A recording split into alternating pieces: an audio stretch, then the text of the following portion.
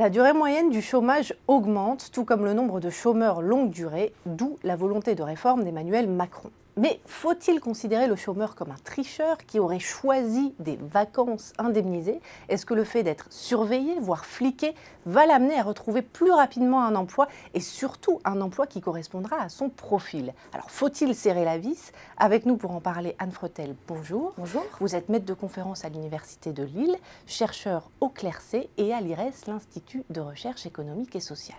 Alors pour commencer, première question que j'ai envie de vous poser, pourquoi vouloir contrôler les chômeurs?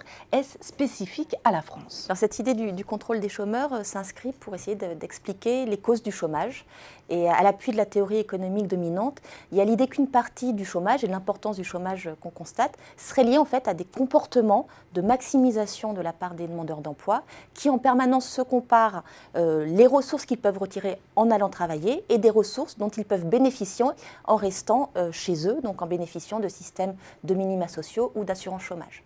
Et donc l'idée s'est développée que dans les pays les plus développés, avec des systèmes de protection sociale relativement généreux, une partie du chômage s'expliquerait par des sortes de comportements opportunistes.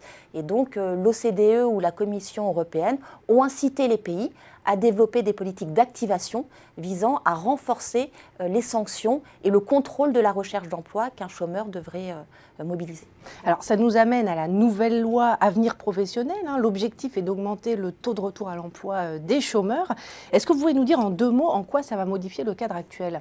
En fait, le cadre actuel va être renforcé, la dynamique de contrôle de la recherche, mais aussi des sanctions va être renforcée. Il y a 4 articles dans cette loi. Le premier article qui modifie ce qu'on appelle l'offre raisonnable d'emploi et qui dit que désormais, à partir de maintenant, dès le premier refus d'une offre raisonnable d'emploi, on pourrait être radié des listes de Pôle emploi. Initialement, avant, c'était 2 refus possibles. Les sanctions sont beaucoup plus rapides et beaucoup plus fortes. Il y a aussi une augmentation des équipes dédiées au contrôle de Pôle emploi qui passerait d'un effectif de 200 à 1000. Et puis dernier point, qui est la mise en place d'un journal de bord. Et donc chaque mois, le demandeur d'emploi aurait à faire part de l'ensemble des démarches qu'il a pu effectuer le mois précédent au moment de son actualisation.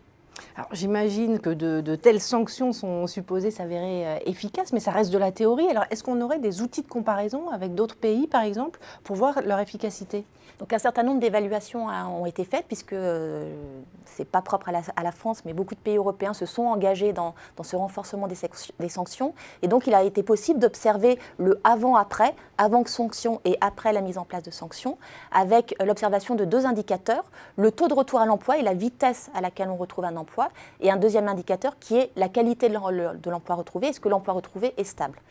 Il y a 2 éléments qui ressortent des évaluations. Le premier élément, c'est que sur la population globale des demandeurs d'emploi, on constate que la mise en place de sanctions accélère un petit peu le taux de retour à l'emploi, mais par contre que la stabilité de l'emploi retrouvé se dégrade, puisque les demandeurs d'emploi sont incités à reprendre le premier emploi venu, qui n'est pas l'emploi le plus satisfaisant, ce qui crée du coup une instabilité dans leur trajectoire professionnelle, mais aussi une instabilité pour l'entreprise. Et un coût.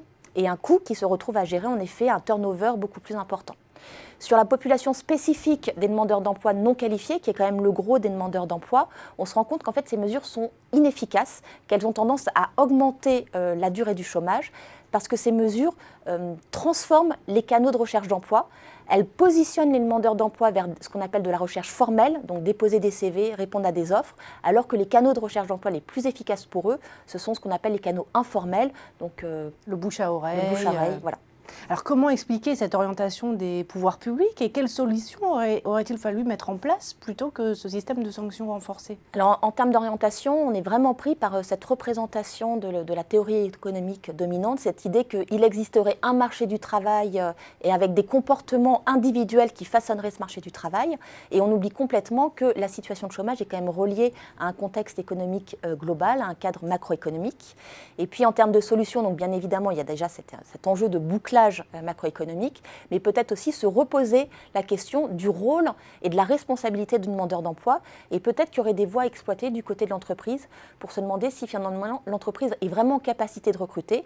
Et plutôt que finalement d'augmenter l'employabilité, qui est le mot d'ordre, est-ce qu'il ne faudrait pas aider l'entreprise à augmenter elle-même son employabilité, c'est-à-dire sa capacité à être employeur?